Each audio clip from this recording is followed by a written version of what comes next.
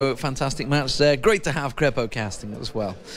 So, SK Gaming 2-0'd. What the hell just happened? Copenhagen Wolves, very close first game, has to be said. Pretty clinical finishing though from Copenhagen Wolves. Yeah, I have to say, in game one, I was really annoyed. Okay, let me talk it out. I was really annoyed by seeing Kautar play Zyra again. Yeah. But he played it so damn well. I mean, we saw it back in the spring split when he was playing with Copenhagen Wolves. He did phenomenal. But here, 1v1ing Jesus in middle on that Riven, and then just carrying that throughout the game was ridiculous. And it's shown, well, in game number 2, that he's been able to expand his champion pool, which is really one of the downfalls that we saw back in the, before the spring split started. And it's a pretty clever pick because it's a champion that a lot of supports, especially like Nif, like to play. So it took him away. And then moving into game 2, Copenhagen Wolves stepped it up a gear, and SK Gaming just had no answer. Yeah, I think they had a decent answer in the beginning. When we saw the double push come on the turret's bottom for Copenhagen Wolves, they took both those, and then they had the lane swaps come into effect, and then realizing that Singe had such an easier time than Jax in the lanes, Svenskeren visited top lane quite a bit, got 2 kills onto him, even though YoungBuck had a huge CS lead.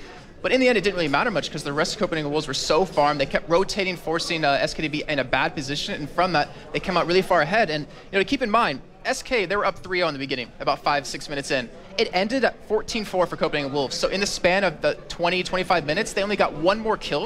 And that really kind of shows, I guess, that Copenhagen Wolves, the synergy within the team, the communication's really working out for them. Where on SK's side, it seems to be lacking a little bit.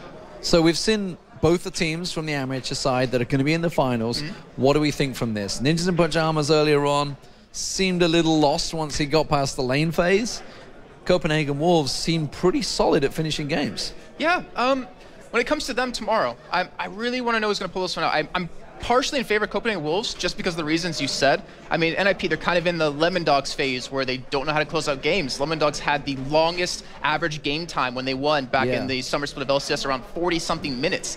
But Copenhagen Wolves showing they can take an advantage early, they can hold that advantage, and they can punish you with that advantage and close out a game very quickly. Even though it's a little bit more one-sided this time, they still showed a lot of things that a lot of professional teams can do.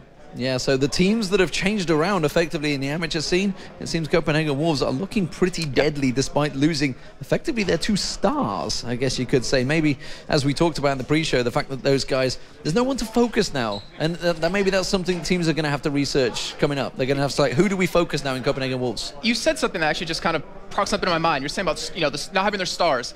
We think back to NIP, back in the spring split, when we saw Bjergsen finally come into the team.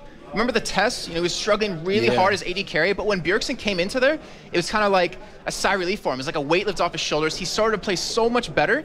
I think because of, in the opposite sense, with Reckless leaving, with Shook leaving, they kind of allows Kautar to really step up and carry his team. It allows YoungBuck to do extremely well in lane, and not to mention their other lanes were just doing phenomenally well. Yeah, so it's fantastic stuff. So Copenhagen Wolves, they're into the finals, and we're going to speak to their top laner. It is going to be YoungBuck alongside Shox.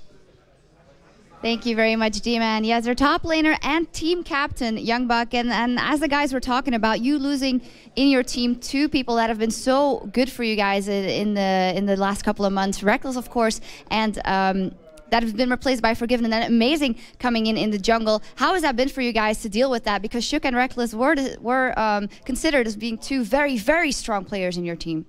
Yeah, I think they were our 2 strongest players, and we had a lot of stress that revolved around them. So finding new players was difficult for us. Amazing, however, was already the 2nd guy on my list when I created the lineup, so that was a done deal and went very easily.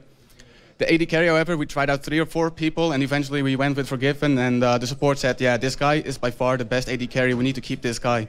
So, and even after that, the team synergy started to become a lot better, maybe even better than the previous lineup, because we need to rely more on teamwork than the individual skill.